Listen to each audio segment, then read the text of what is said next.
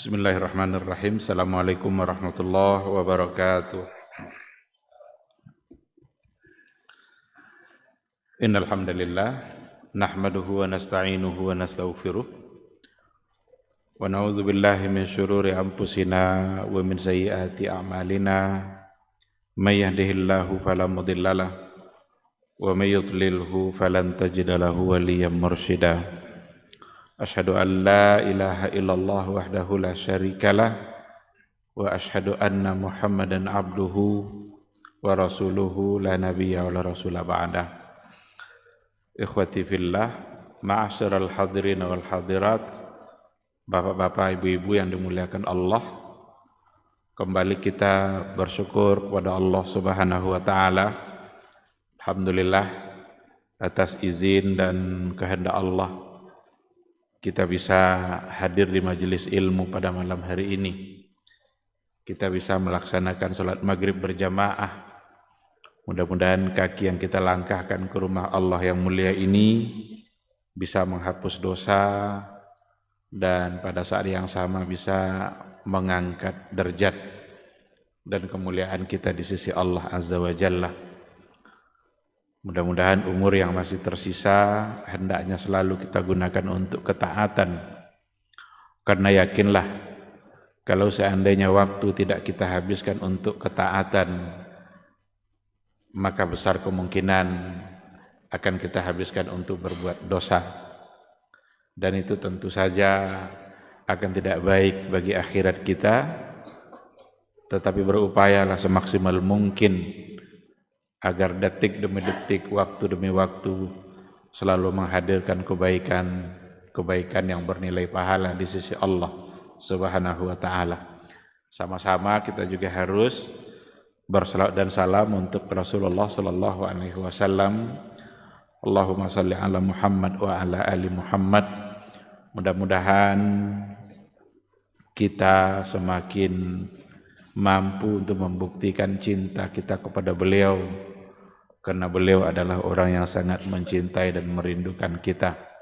Harapan kita semua tentu saja agar kita bisa mendapatkan syafaatnya, bisa mendapatkan pertolongannya di suatu hari di mana memang kita sangat membutuhkan pertolongan dan syafaat itu.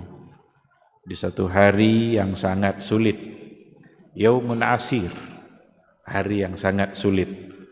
Tetapi mudah-mudahan bagi kita yang beriman kepada Allah diberikan kemudahan-kemudahan dan diberikan hisab yang juga dimudahkan. Amin amin ya rabbal alamin. Ikhwati fillah, ma'asyiral hadirin wal hadirat, rahimani Allah wa iyyakum. Kembali pada maghrib yang penuh berkah ini kita akan melanjutkan kajian kita dengan tema besarnya adalah masalah-masalah kontemporer dalam bab zakat. Jadi salah satu dari rukun Islam adalah zakat, dan di dalam bab zakat itu mengalami perkembangan-perkembangan, dan itu sudah dibahas oleh para ulama yang perlu untuk kita pelajari. Kita sudah berbicara pada pertemuan yang terakhir itu terkait dengan masalah-masalah yang berhubungan dengan zakat urudit tijarah, zakat perdagangan. Sudah kita sampaikan beberapa masalah yang berkaitan dengan zakat perdagangan itu sendiri. Yang terakhir yang kita berikan penjelasan adalah al-farqu baina urudit tijarah wal mustaghillat. Beda antara urudut tijarah dengan al-mustaghillat, dengan usaha yang memang menghasilkan uang. Atau ada usaha kita dan melalui usaha itu nanti akan tentu saja mendapatkan uang. Dan uang itu sebagai satu ketentuan umum yang memang wajib untuk dizakatkan. Bahkan Dulu juga sudah kita sampaikan bahwa ada di antara harta-harta yang sesungguhnya sebenarnya ia bagian dari jenis harta yang wajib dizakatkan.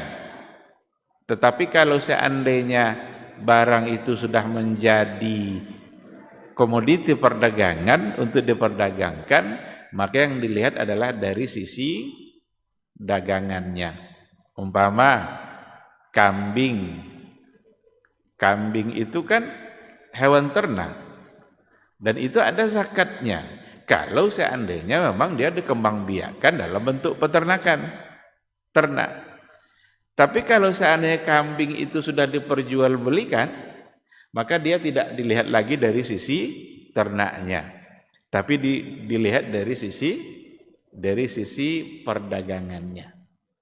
Emas umpamanya ada zakatul zahab, zakat emas, sehingga kalau seandainya 85% yang kita miliki selama 1 tahun wajib dikeluarkan zakatnya karena sampai nisab 2,5%. Tapi kalau ada orang kerjanya memang adalah dagang emas, jadi emas itu adalah barang yang diperdagangkan, maka tidak lagi dilihat dari 85 gram emasnya, tetapi dihitung sebagai perdagangan. Nah, itu yang perlu untuk kita pahami, dan alhamdulillah itu sudah kita berikan penjelasannya. Sekarang akan kita lanjutkan pada poin yang berikutnya, masih berhubungan dengan urudut tijarah. Jadi ada banyak poin di sini tentang urudut tijarah itu, dan semuanya penting-penting untuk kita pahami. Pada bagian yang sekarang ini, al-mas'alatur rabi'ah, masalah yang keempat yang berhubungan dengan urudut tijarah, yang berhubungan dengan perdagangan itu, yaitu syurutu wujubiz zakah fi urudit tijarah. Syarat-syarat wajib zakat pada perdagangan. Jadi urudut tijarah dulu kita berikan penjelasannya, tidak langsung dikatakan fit tijarah, tapi ada urudut tijarah, sesuatu yang memang dipajang, ditawarkan untuk diperjualbelikan. Jadi dibeli untuk kemudian diperjualbelikan, untuk dijual kembali dengan tujuan untuk mendapatkan untung. Dan itu nanti harus ada. Ini yang akan kita bahas. Dikatakan bahwa yustaratu liwujubiz zakati fi urudut tijarah asy-syurutul khamsah as-sabiqah. Disyaratkan untuk wajibnya zakat dalam perdagangan itu 5 syarat yang sebelumnya yang sudah kita sampaikan. Apa yang 5 itu? Islam, dia harus muslim. Kalau dia tidak muslim ya tentu tidak.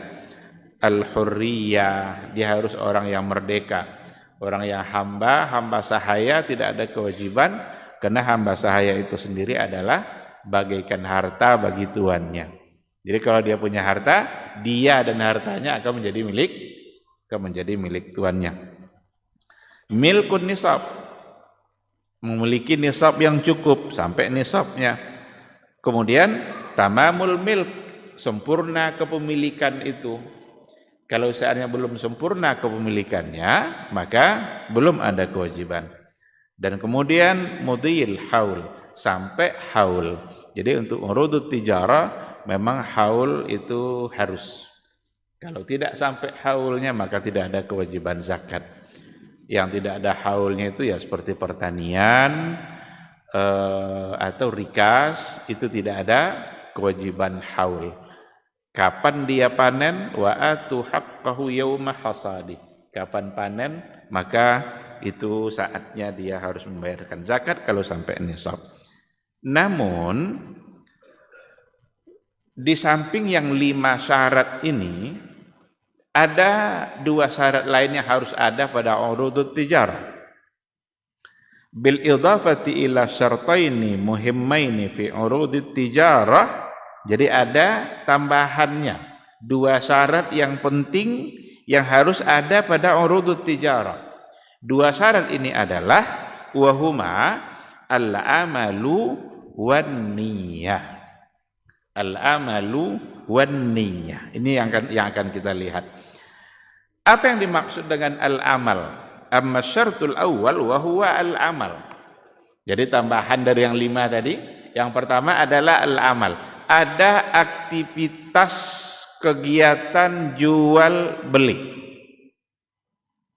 Kegiatan jual beli yang dimaksud fal muradu bihi, yang dimaksud adalah ayyakuna tamalluku urudit tijara an tariqis syira', bahwa sesungguhnya barang-barang yang diperjualbelikan tadi dimiliki an tariqis syira', dimiliki dengan cara membeli.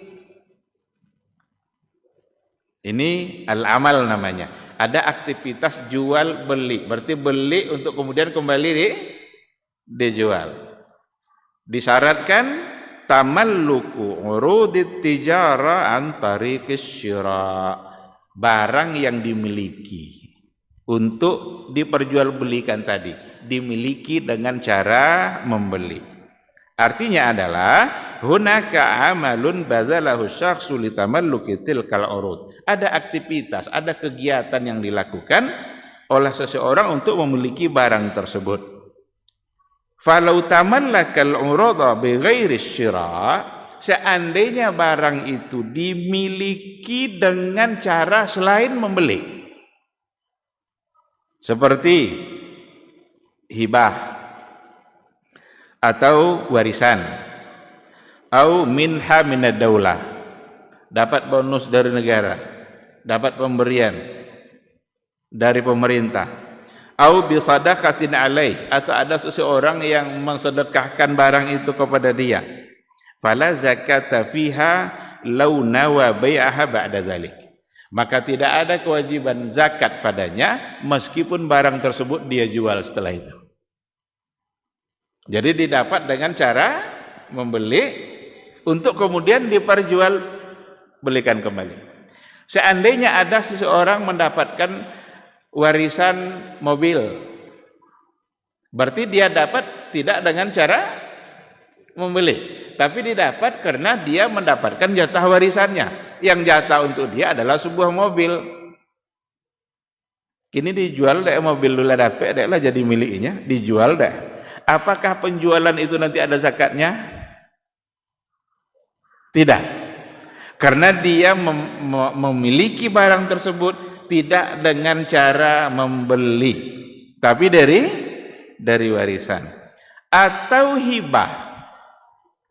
Dia mendapatkan hibah. Hibah itu pemberian dari seseorang. Ada orang yang tidak butuh lagi kepada motornya, karena dia punya banyak motor, daripada tidak dipakai, dihibahkanlah motor itu kepada seseorang. Berarti dia miliki dengan cara hibah, tidak dengan cara membeli. Setelah dihibahkan, tentu barang menjadi milik dia. Kalau sudah menjadi milik dia, boleh tidak dia jual? Boleh, memang milik dia kok. Mau dia jual, mau dia pakai, mau dia hibahkan lagi. Nah sekarang dia pilih untuk dijual. Ada aktivitas penjualan di situ. Apakah hasil jualan ini ada zakatnya? Jawabannya tidak. Karena dia memilikinya tidak dengan cara membeli, tapi dengan cara didapatkan melalui hibah. Jadi dicontohkan di sini hibah atau warisan, atau minha minad daulah, ada semacam jatah yang dia dapatkan dari negara, atau mungkin ada bonus dari bank umpamanya, dia mendapatkan mobil dan lain sebagainya. Oleh karena itu syarat yang pertama itu adalah al-amal, harus ada aktivitas, benar-benar ada di situ aktivitas jual beli. Oleh karena itulah kalau kita lihat di toko-toko itu kan orang jual toko harian umpamanya, dibeli beras dijual kembali, dibeli gula dijual kembali. Datang itu mobil truk-truk itu yang membawa barang, yang untuk memasukkan barang ke dalam toko dia, dan itu dia jual, dia beli. untuk kemudian dia jual kembali. Ini yang dimaksud dengan al-amal, aktivitas jual beli. Ada orang punya showroom umpamanya mobil, didatangkanlah mobil itu dari mana-mana, kemudian untuk dia beli diletakkan di showroom dia, diletakkan itu namanya urud dipajang untuk kemudian ditawarkan. Nah, didapat dengan cara membeli kemudian untuk diperjualkan kembali. Ini syarat yang pertama yang harus ada pada urudut tijarah. Kalau tidak berarti tidak ada zakat. Asyartus tsani, syarat yang kedua selain al-amal, yang kedua adalah an-niyah. Harus ada niat memang untuk mendapatkan keuntungan. Maka yang dimaksud dengan niat di sini adalah ayyaksida tahsilar ribhi bi bai'i mastarah. Dia sengaja bermaksud meniatkan untuk mendapatkan keuntungan bi bai'i mastarahu, dengan menjual kembali apa yang telah dia beli. Jadi dibelinya, dijualkan kembali, dan dengan niat memang adalah untuk mendapatkan keuntungan, istirbah. Nah, inilah yang dimaksud dengan fahiya taklibun lil mali bil muawawah. Ini berarti putaran harta. Inilah yang dimaksud dengan harta yang diputarkan itu dengan tujuan untuk mendapatkan keuntungan. Fa illam takun niyyatuhu inda syira'i tahsilar ribhi. Ini penting ini.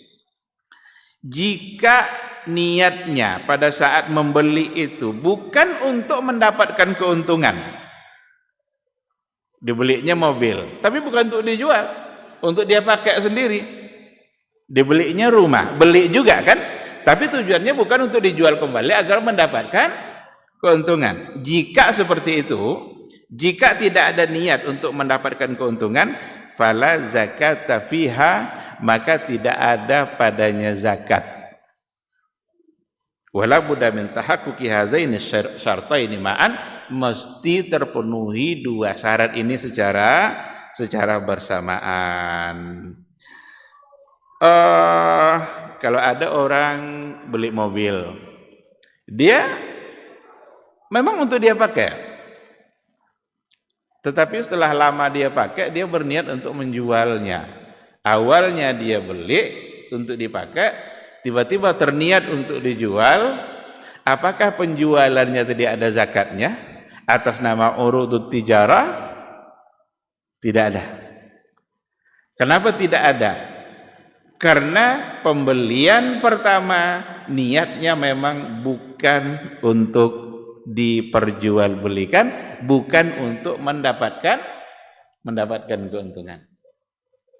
Nah, tapi kalau dia beli mobilnya, bahkan sengaja dia menawar habis-habisan agar dapat murah, karena nanti akan dia jual kembali. Itu namanya ada kegiatan jual beli, dan di situ ada niat untuk mendapatkan keuntungan. Maka dua syarat ini la budda min tahaqqukihima ma'an, mesti terpenuhi dua syarat itu secara bersamaan.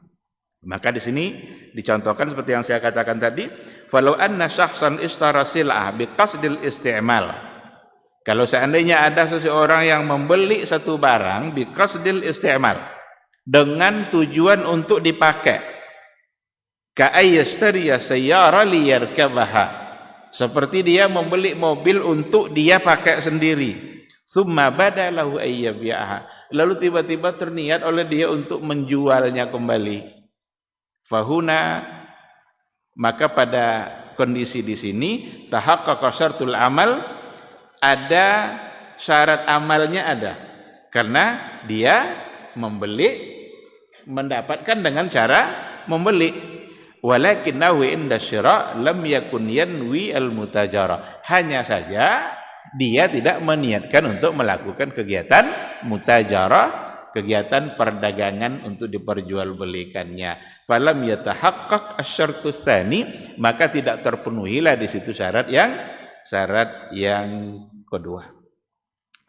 Saya kira gampang kita untuk memahaminya, karena sering juga muncul pertanyaan. Termasuk saya juga sudah mendapatkan banyak pertanyaan. Ada orang yang tiba-tiba menjual rumah yang selama ini dia pakai. Pak Ustadz, ada enggak zakat yang harus saya bayarkan? Saya sekarang baru selesai menjual rumah. Inilah jawabannya. Karena dia memiliki rumah dari awal, memang bukan untuk dijual, bukan untuk mendapatkan keuntungan, hanya tiba-tiba terniat untuk menjual kembali.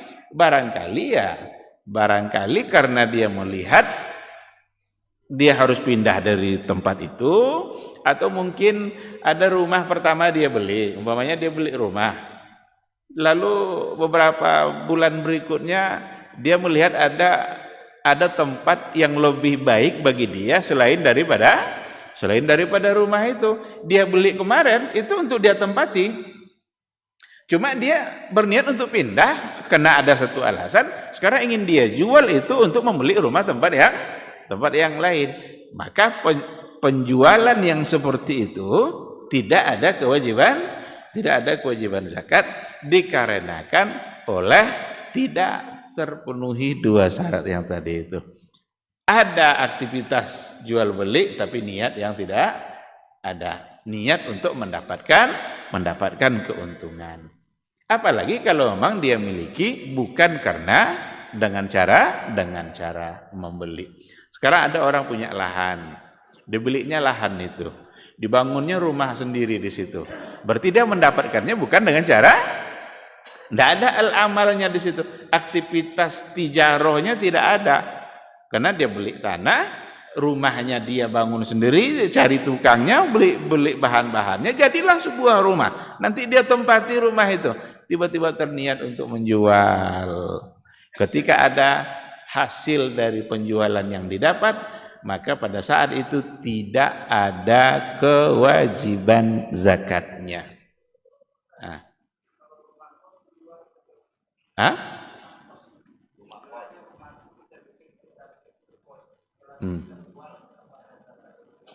Iya, berarti niat awal itu juga bukan untuk mutajarah istilahnya itu. Karena kos-kosan itu bukan untuk mutajarah, tapi dia itu masuk kepada ijarah. Ijarah itu sewa. Sewa kan? Sewa kan tidak sama dengan jual beli. Berarti tidak ada kewajiban zakatnya. Hanya saja nanti ketika dia mendapatkan uang ini nanti sampai haul, berarti dia wajib bayar zakat. Atau bulan depan dia akan membayarkan zakat nih. Nah, sekarang dapat dia uang sebanyak ini. Uang ini nanti akan digabung kepada uang yang akan ditunaikan zakatnya pada bulan depan. Itu bagian dari bagian dari keuntungan, di mana dulu sudah kita sampaikan bahwa keuntungan tidak menunggu sampai haul. Tetapi dia akan digabungkan nanti, kepada harta yang sejenis yang untuk kemudian ia keluarkan zakatnya. Baik, ini yang ada pada masalah yang keempat.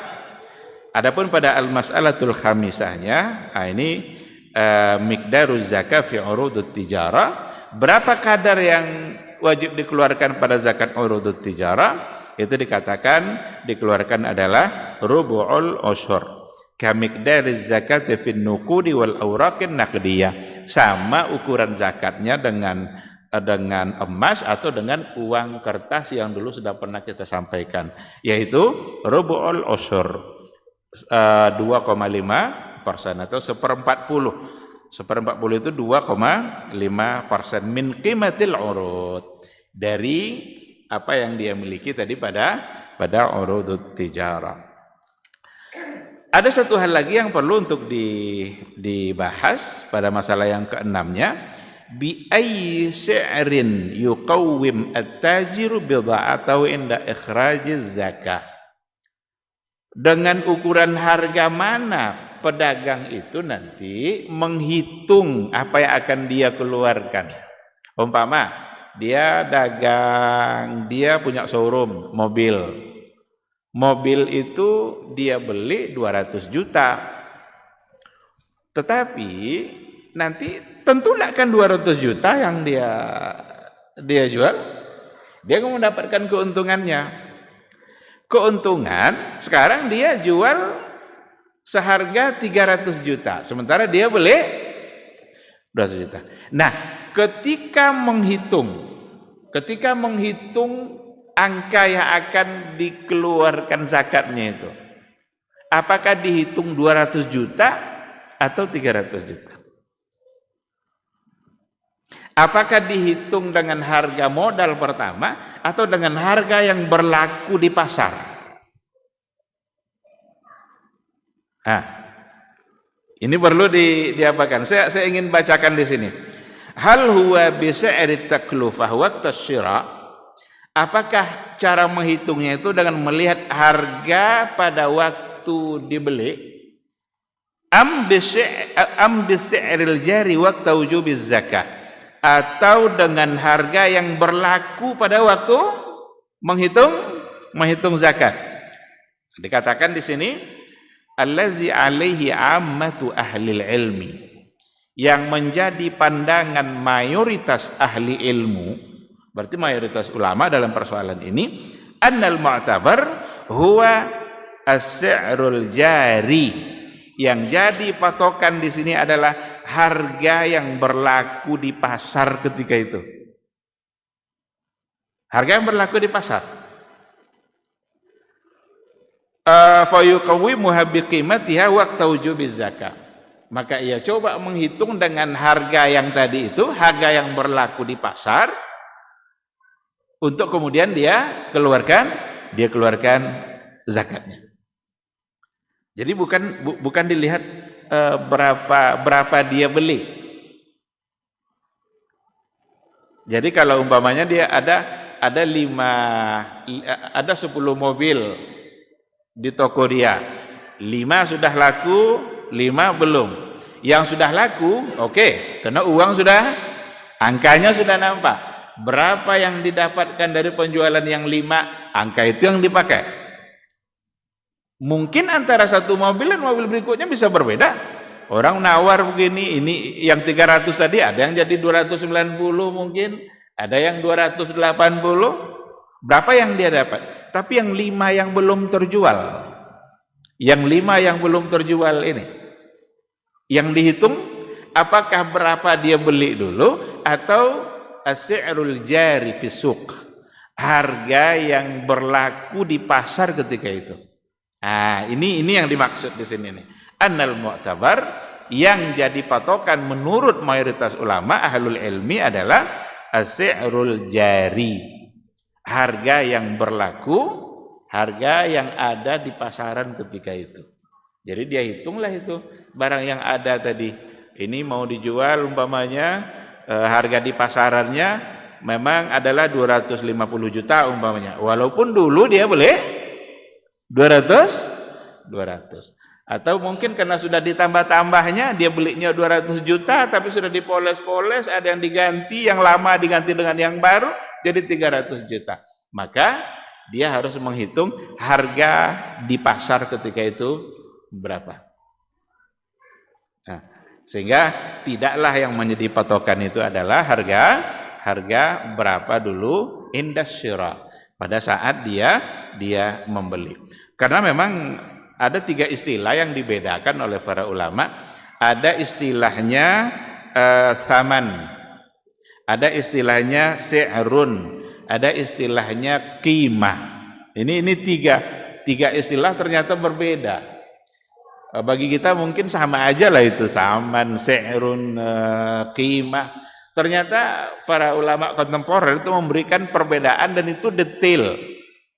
Kalau saman itu istilah untuk harga yang kita tawarkan. Berapa kita tawarkan? Tetapi apakah tawaran kita itu sesuai dengan persis sama dengan nilainya ini atau dengan harga di pasaran? Bisa saja lebih. Di pasaran mungkin 200.000, kita menjual ke orang 250 umpamanya. 250 itu namanya saman. Saman. Ada nanti si'run. Si'run ini yang dimaksud dengan harga pasar. Jadi orang yang di bidang itu dia akan tahu berapa harganya. Umpamanya kalau ada orang yang sudah terbiasa jual beli mobil bekas, dia akan tahu itu Innova tahun 2000 kira-kira berapa harganya. Dia akan tahu itu, karena itu sudah menjadi harga pasar. Memang orang tahu gitu. Avanza yang 2020 mau beli sekarang, berapa pula kira-kira harga pasarnya? Nah, harga pasar itu CR. Beda nanti sama saman. Kalau saman itu harga di mana kita jual. Yang biasanya pasti di atas harga pasar. Karena nanti orang akan tawar itu. Si penjualnya akan tahu, orang pasti tawar ini. Nanti kalau sudah ditawar mungkin akan turunkan sedikit. Apalagi di Tanah Abang katanya bisa-bisa meletakkan harga dua kali lipat dari yang sebenarnya. Nah, sedangkan untuk qimah itu nilainya memang berapa. Jadi ada nilainya, ada harga pasar, ada harga yang ditetapkan oleh penjual. Nah, oleh karena itu yang jadi patokan adalah as-si'rul jari, harga pasar yang memang itu berlaku, harga itu yang jadi patokan pada saat penghitungan zakat. Jadi kita tidak mesti berpatokan, dulu kan saya beli ini kan cuma 200 juta. Maka karena ada 5 mobil yang dulu dibeli 200 juta masing-masing, dihitunglah 1 miliar, dikeluarkan zakat. Ternyata bukan. Tidak dihitung itu, tapi adalah harga yang berlaku di pasar ketika itu berapa. Kelima mobil itu berapa harganya? Dari situlah nanti dikeluarkan berapa yang harus dibayarkan zakatnya. Baik, ada poin lagi yang sangat penting juga untuk dipahami dalam persoalan menghitung perdagangan. Kalau kita mau menghitung dagangan kita itu, apanya harus kita hitung? Apakah hanya untungnya saja? Untung bersama modal yang belum terjual? Ataukah ada sisi yang lain lagi? Di sini dikatakan ada 3 hal yang harus dihitung. Yang pertama, jelas, tentu saja an-nuqud. An-nuqud itu jamak dari naqdun, artinya adalah uang. Berapa uang yang sudah dihasilkan dari perputaran perdagangan dalam 1 tahun? Kalau umpamanya dia haulnya adalah Ramadan. Kan orang biasanya menghitung haul pada Ramadan. Kenapa biasa orang menghitung haul dalam Ramadan? Karena Ramadan inilah masa di mana orang sangat membutuhkan uang. Semua orang kebutuhannya dalam Ramadan pasti akan lebih. Apalagi menjelang mau hari raya Lebaran. Sehingga banyak orang yang memulai hitungannya adalah Ramadan. Dan itu bagus, tidak ada masalah. Walaupun tidak mesti. Jangan nanti kita sudah memulai usaha kita Rabiul Awal dan dihitung nanti Ramadan, baru Ramadan berikutnya. Berarti salah. Kalau memang kita sudah memulainya dari Rabiul Awal, maka kita mulai menghitung haul, ketentuan haulnya itu nanti untuk menentukan kapan haulnya adalah dari Rabiul Awal. Sekarang kita ambil contoh haulnya adalah Ramadan.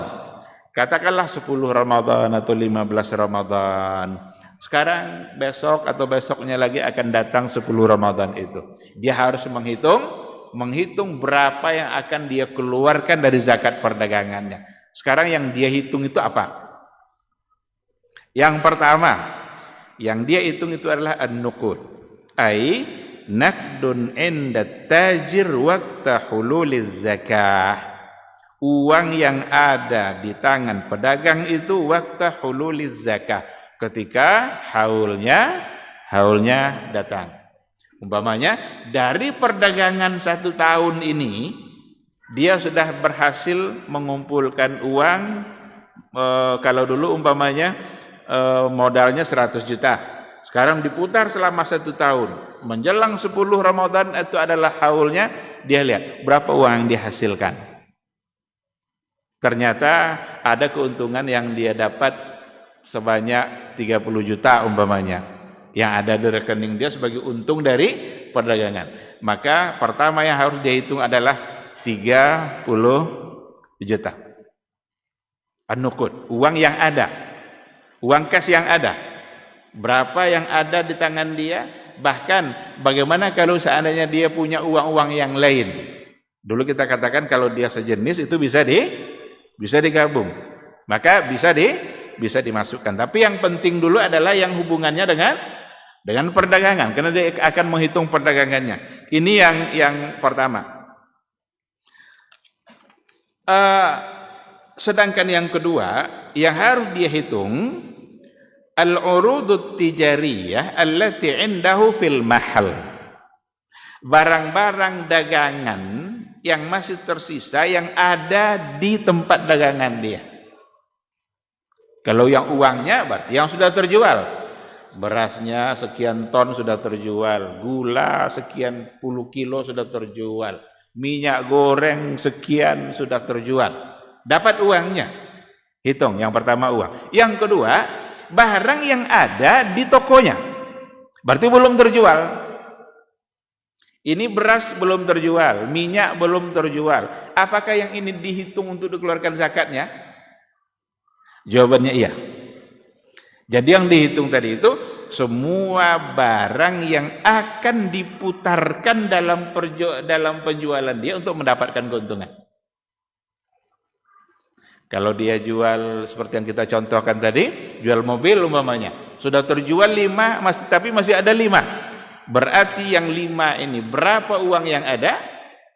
Yang 5 yang belum terjual ikut dihitung. Inilah yang tadi itu. Yang dihitung apakah harga modalnya atau harga yang berlaku di pasar. Maka yang jadi patokan adalah harga al-jari fisuk.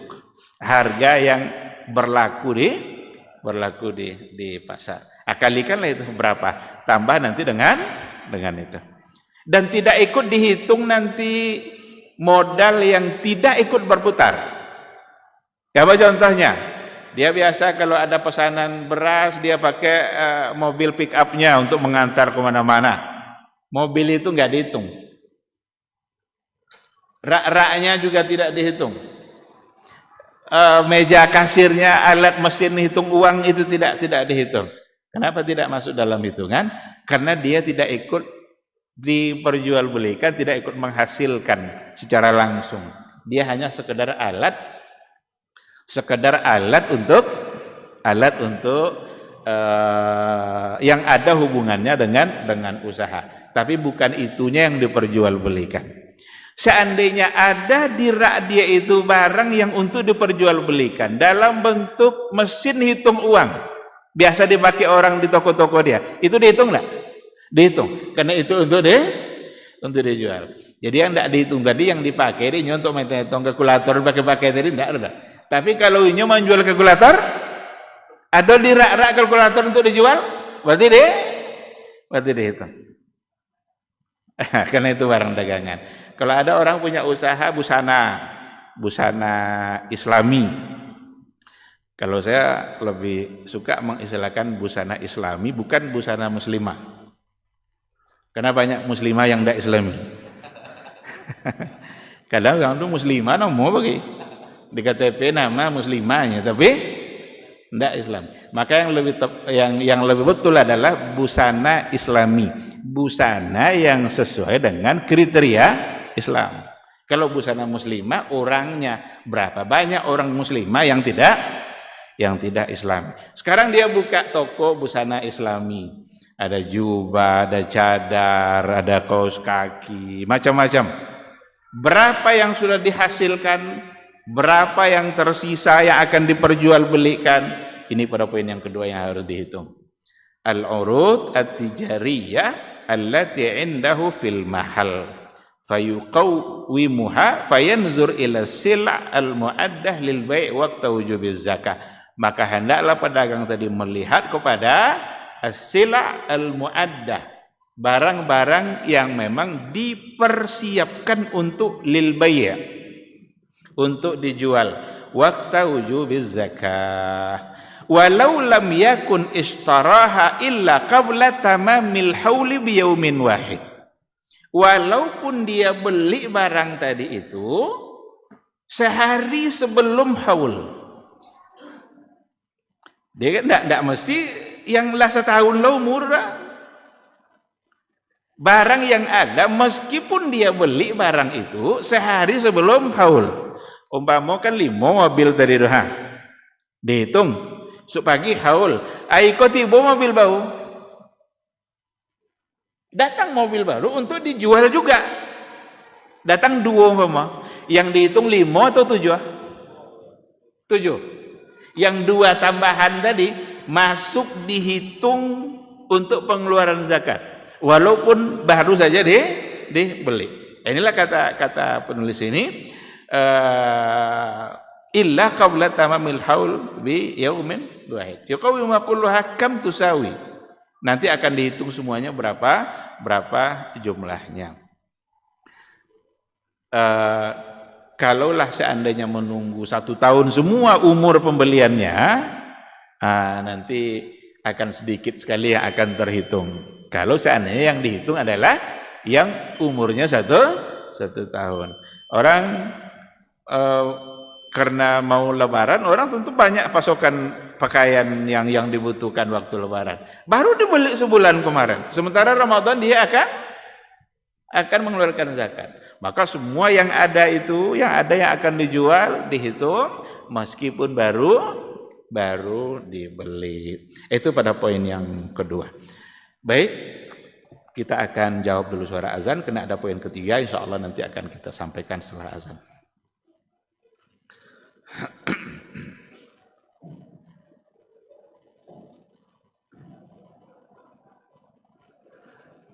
Allahu Akbar,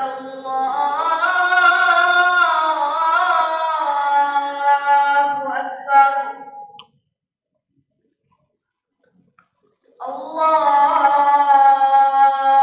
Allahu Akbar,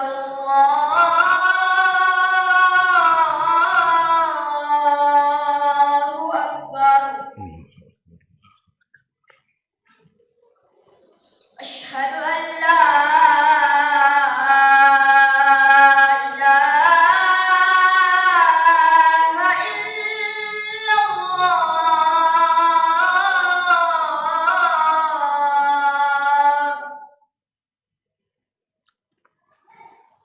Asyhadu an la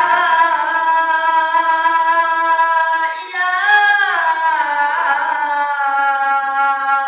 illallah.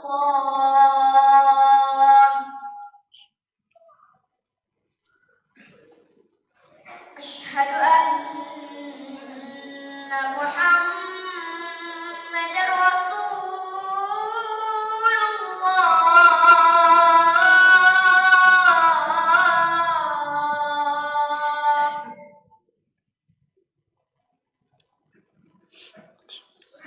Asyhadu anna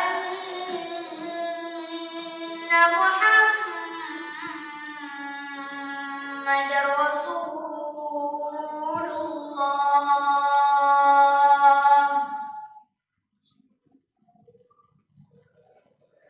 Hayya 'alas shalah.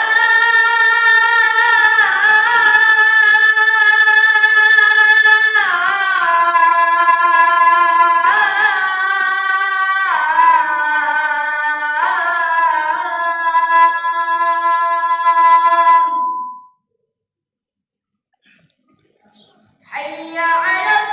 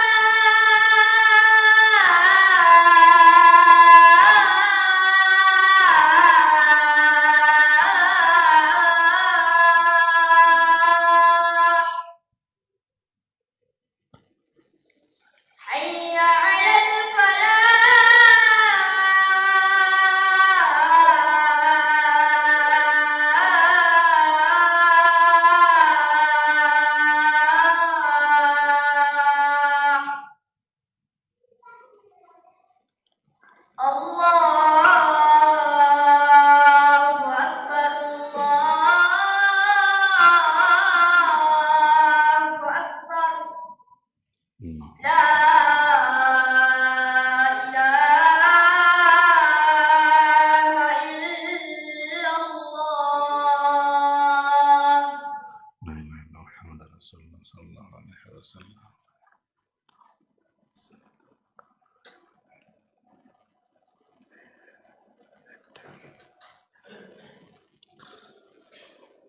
Bismillahirrahmanirrahim. Alhamdulillah.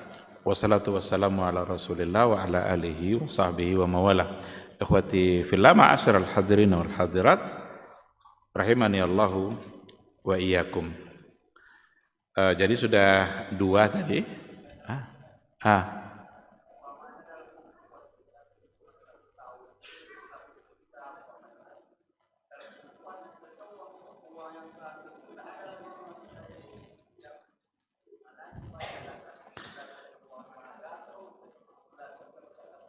Tidak ada, barangkali sudah kita pakai, kita gunakan. Yang sudah digunakan, sudah dipakai, jangan dihitung lagi.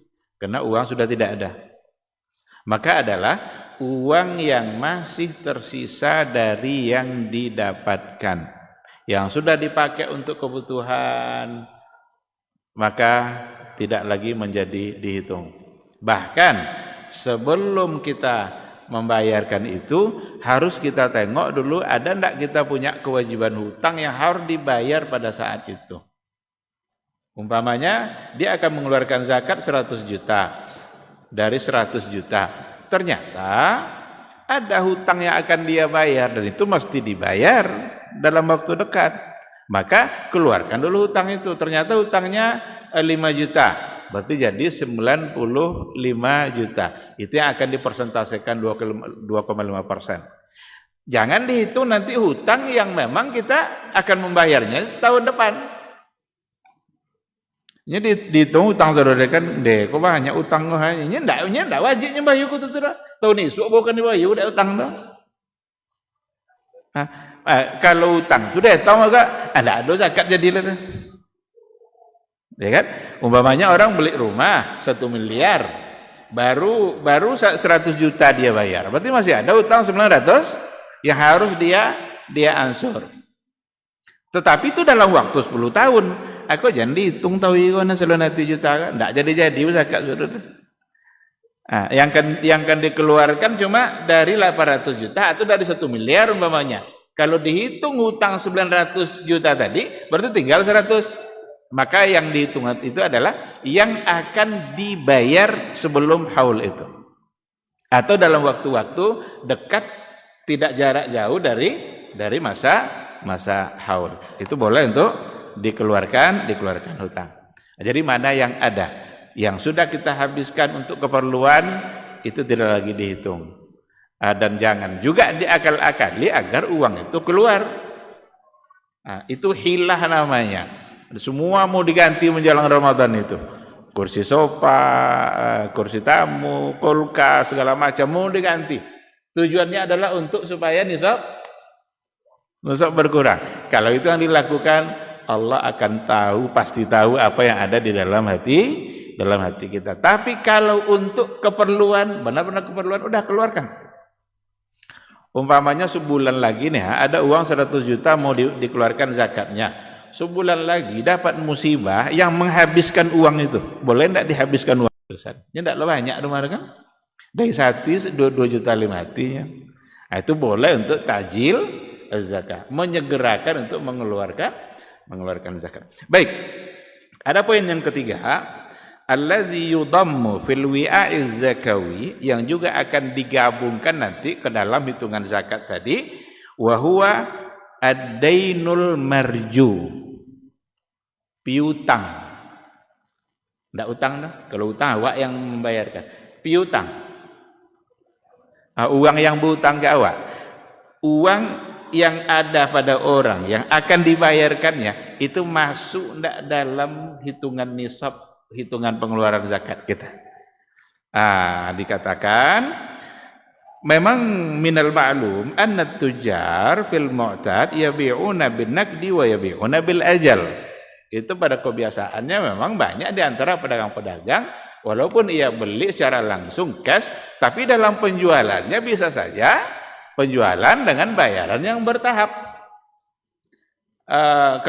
Kalau minta lekas seluruh dari pembeli, mungkin banyak yang tidak sanggup. Diberikan kemudahan untuk bayar bertahap. Bayar bertahap berarti piutang yang akan kita terima dari orang lain. Nah, hal-hal yang seperti itu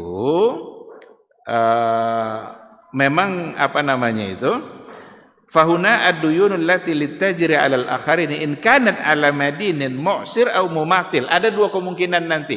Apakah piutang itu berada di tangan orang yang memang diberikan kemudahan untuk membayarkannya dan kita yakin untuk mendapatkannya, atau di tangan orang yang sekarang dia sudah kesulitan dan bangkrut umpamanya. Kalau memang piutang itu berada pada tangan orang-orang yang memang diyakini itu akan bisa kita terima, maka dihitung untuk penentuan berapa zakatnya. Tapi ini ada rinciannya cukup panjang. Saya tidak ingin membahasnya sekarang karena waktu kita tidak cukup. Ada 3 pandangan nanti apakah piutang itu harus dihitung atau tidak. Ada 3 pandangan di situ. Nanti insyaallah akan kita lanjutkan. Tetapi secara garis besar mayoritas ulama itu memang mengatakan bahwa yang namanya piutang itu adalah sesuatu yang dimasukkan ke dalam hitungan nisab. Umpama uang yang ada sekarang 100 juta, dihitung semua sama barang-barang 200 juta. Ada piutang yang biasa dia tunggu, orang tuh tiap bulan datang tuh. Pasti dia datang untuk membayar. Kira-kira 10 juta umpamanya. Dan diyakini itu akan ada. Berarti gabungkan yang 10 juta tadi ke dalam hitungan nisab. Dihitung. Itu menurut jumhur ulama. Walaupun nanti ada Imam Az-Zahiri, mazhab Az-Zahiri seperti Ibnu Hazm itu mengatakan tidak masuk ke dalam hitungan nisab. Karena mengada-ngada namanya itu katanya. Yang tidak ada kita hitung kemana ceritanya. Kalau Zahiri kan apa yang ada pada nas itulah yang dia pakai. Apa alasannya? Insya Allah nanti akan kita sambung. Ada satu hal yang perlu juga disampaikan ketika kita hitung apa yang diperdagangkan tadi, ternyata di situ ada kerugian. Tetapi di dalam batas nisab. Apakah kerugian yang masih dalam batas nisab tadi wajib bayar zakat? Umpamanya modalnya 100 juta. Tahun pertama untung jadi 150 juta. Tahun kedua untung jadi 200 juta. Yang ketiga masih untung 300 juta. Tahun keempat agak rugi jadi 250 juta. Padahal modal awalnya adalah 100 juta. Sekarang, apakah dia berkewajiban untuk bayar zakat? Paling rugi. Rugi dari tahun yang sebelumnya? Jawabannya iya. Dia mesti bayar zakat. Karena apa yang ada pada dia sampai haul dan sampai nisab. Kan cuma tahun itu aja diuji sama Allah. Barangkali karena Covid, karena Corona berkurang sedikit. Tapi tetap aja banyak uang itu. Cuma lebih kurang rugi dibanding tahun kemarin. 100 jadi 90 jadi 200 jadi 300 juta tiba-tiba tahun kelima rugi dari tahun kemarin cuma 250 juta karena ada keadaan yang menuntut, ya biasalah, maka dia tetap berkewajiban untuk membayar zakat. Jadi jangan jadi alasan nanti onde ugi tahun potang seko tahun kini ugi. Tetapi dalam batasan nisab. Karena yang jadi patokan adalah al-haulu wan nisab. Haul dan nisabnya. Berarti dia berkewajiban untuk membayarkan zakatnya. Walaupun secara zahir dia mengalami mengalami kerugian. Bapak ya Ustaz, ugi mah wajib juga zakat. Ugi ya dia kurang kena daripada tahun lalu, tetapi uang yang dia miliki itu sesungguhnya adalah sangat banyak. Karena kalau begitu nanti ada orang yang kurang untung 1 miliar tuh, ada bagi sebagian dihitung rugi tuh. Tidak sampai 1 miliar rugi tahun ke ini. Rugi tidak sampai 1 miliar. Dan untung dia kalau dia ada 1 miliar. Ada, jadi tidak bisa dipakai istilah kerugian di situ untuk menghalangi dia bayar zakat. Walaupun rugi, tapi karena yang dia miliki itu ada haul dan nisabnya, maka ia berkewajiban untuk membayarkan zakatnya. Allah Subhanahu wa taala alam. Barangkali cukup ada mengenai masalah zakat kan ada hitungannya. Kan perlu dihitung, ada benda yang terjual dan ada yang tidak. Sekarang yang belum terjual ini sudah kita hitung nih. Apakah di masa terjual tahun depan ini masih kita hitung untuk bayar zakat? Untuk tahun depannya apakah dihitung? Ya, karena kan dia penjualannya di tahun depan. Iya. Kita kan tahun depan lagi. Iya. Nah, sekarang ini dimasukkan yang 5 tadi, umpamanya yang 5 ya. Nah, yang 5 ini masih dihitung zakatnya. Karena kita udah bayar di waktu. Iya. Iya. Tahun berikutnya dia harus hitung lagi 3 poin tadi. Berapa uang yang ada? Berapa lagi yang masih tersisa, dan berapa lagi ad-dainul marju, piutang yang diharapkan memang akan dia terima. Kanlah sudah dihitung dulu. Dulu dihitung pada tahun dulu. Iko baulo tahun kan? Baulo tahun berarti hitung pula balik berapa uang yang ada, berapa lagi barang yang tersisa. Yang tersisa tentu tidak masuk nanti nilainya kalau sudah lakukan jual. Yang lata jual kau pindah kepada uang yang ada. Tinggal lagi menghitung yang masih tersisa. Itu dia. Wallahu a'lam. Onde panjang. Aku tidak nampak ban orang. Assalamualaikum warahmatullahi wabarakatuh. Ayah kami dulu pernah menghibahkan harta berupa toko tanpa pengetahuan dan izin istri dan anak-anaknya kepada kakak kandungnya dengan tujuan buat pembiayaan ibunya yang sudah tua sampai ibunya meninggal. Setelah meninggal, kakaknya juga mengambil hasil selama lebih kurang 10 tahun. Dikarenakan ayah saya udah tua dan juga membutuhkan biaya, ayah saya mendatangi kakaknya itu buat meminta hasil hibah itu untuk biaya hidupnya di masa tua. Yang dipertanyakan, Ustaz, bolehkah ayah saya menikmati hasil toko yang dihibahkan dulu itu, dan sahkah hibah itu terjadi tanpa sepengetahuan istri dan anak-anak? Sekarang kakak ayah saya dan ayah telah meninggal. Bolehkah harta yang hibah itu diambil lagi oleh ahli waris? Ini saya secara umum ya, kalau seandainya ada satu tindakan yang berkaitan dengan harta, sama sekali jangan disembunyikan. Itu pasti akan memunculkan masalah. Sekarang harta dia punya anak, dia punya istri.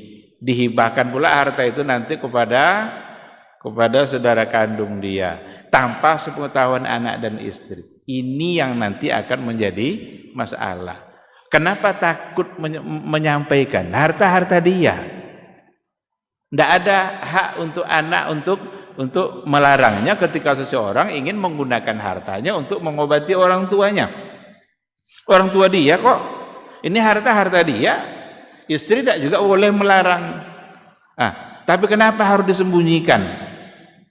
Ini kadang bini kadang lobiola pembangi makanya jadi istri itu harus salihah, jadi suami harus soleh agar selalu berada dalam aturan agama. Kalau sudah terjadi seperti itu kan jadi kacau. Hibah, sekarang hibah mau ditarik kembali. Kalau memang sudah hibah, berarti kita sudah melepaskan kepemilikan kita. Itu arti hibah. Hibah itu memberikan kepemilikan harta yang kita punya kepada orang lain. Dan setelah itu kita tidak berhak lagi untuk menariknya karena sudah dihibah. Jadi ada banyak masalah di situ yang saya kira tidak akan tuntas dengan waktu yang sebentar, tapi saya hanya ingin mengajak kita bersama agar dalam persoalan harta harus jelas kedudukannya. Kalau hibah, sebutkan ini hibah, dan hati-hati juga menghibah. Kalau menghibah ke anak harus adil. Jangan nanti ada 5 anaknya, 1 dihibahkan harta, yang 4 tidak, pasti akan bermasalah. Ini ada apa ini ayah ini, kok ini dihibahkan kita tidak? Ketika ayahnya meninggal nanti akan dipermasalahkan, ini dianggap sebagai warisan. Nah, jadi lurus-lurus saja dalam persoalan harta, semuanya harus jelas kedudukannya, jangan ada yang disembunyikan. Wallahu subhanahu wa ta'ala alam. Demikian kajian kita, terima kasih, mudah-mudahan bermanfaat. Semoga Allah selalu membimbing kita untuk tetap taat dan istiqamah di atas jalan sunnah Rasulnya. Subhanakallahumma bihamdika, asyhadu an la ilaha illa anta, astaghfiruka wa atubu ilaik. Wassalamualaikum warahmatullahi wabarakatuh.